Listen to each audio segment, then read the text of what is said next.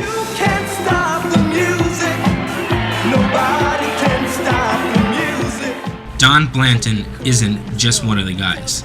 SAG, the Screen Actors Guild, provided me with a phone number to the Wow Factor, Don's multimedia production company that produces electronic billboards like the one in Times Square.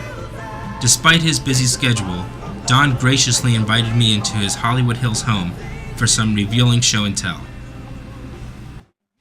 In the 70s, I was the highest paid disco DJ, or one of, and I made $1,000 a night as a disc jockey. Wow. I was one of the first disc jockeys to use cameras on my hands. I played with 4 turntables. I was a total prima donna. Whitney Houston would come in my DJ booth. Her mother, Sissy, and her aunt Thelma were good friends of mine.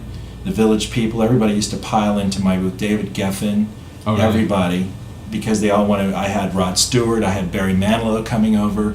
It was just the hot spot in town. I used my disc jockey success as a crossover to my acting success, or to try to get into acting, which I was never as successful as I was as a disc jockey, mainly because I never really wanted to do it as badly as I thought I did. Can't Stop the Music happened because of the fact that Alan Carr, who was the producer of that film, who had had major success with Grease and had pulled The Deer Hunter out of financial problems. He was known for throwing big parties, and I was his private DJ, in addition to being the DJ at the Odyssey. He was having this party one night, and before the party he was taking a shower, and I actually had the chutzpah to go in there and bang on the shower door and say, I've never told you this, but I'm an actor, and I've been studying acting, and this part, it was written for me. This is my life as a DJ. And I was put into the movie because I was actually up for the lead role of the film. Oh, really? And is that Steve Guttenberg? Steven Guttenberg actually got the part. Take over the next set for me, huh? Sure. Hey, your stuff is terrific. Thank you, son. You could tell stories for 20 years about what was going on in all the trailers and who was having affairs with who.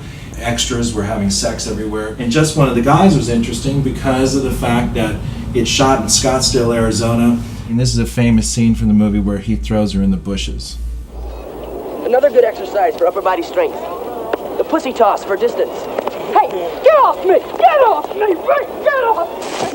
And we had a really good time. And all of those cast members, we became really good friends. And still to this day, which is kind of unusual on Friends, we're still friends. Does a career have to be a priority as an actor, or can I do other things? Can I always come back to it? It depends on what success is for you.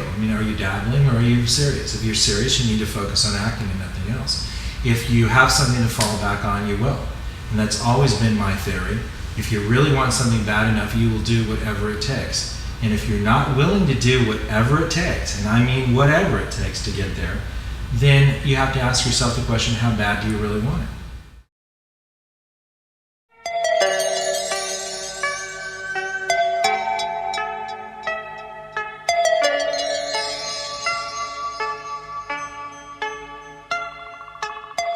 Vanna Bonta's agent put me in touch with her publicist, who arranged for me to meet Vanna at a space development company near San Diego.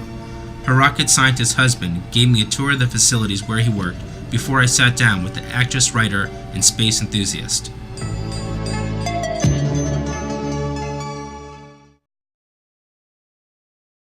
What would you say was your first commercial success as an artist, if not necessarily as an actor?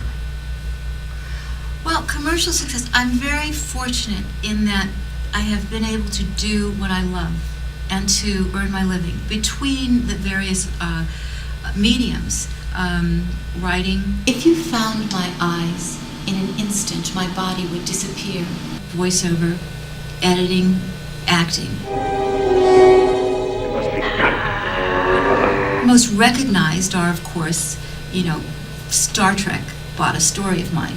Gene Roddenberry picked one of my stories and Paramount bought it. The Beastmaster.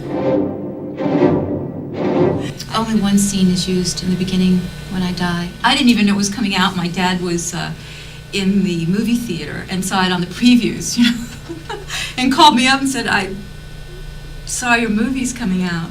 And that was, there is a thrill in that. It was just my first film in Hollywood, and I literally came here on a plane at 4 o'clock in the morning with a suitcase, a typewriter, and a pair of tap shoes. I mean, and kissed my mom and said, I'm going to Hollywood. So I never said, I'm going to be an actress. Yes, I did come to Hollywood thinking I'm going to be a star. The life of an actor is a life of self-exploration as well as exploration of the human condition. I'm yet to get my headshot taken, and I wanted to get any advice from you about going for it. Okay? That is definitely a major step, and it is the calling card of the actor.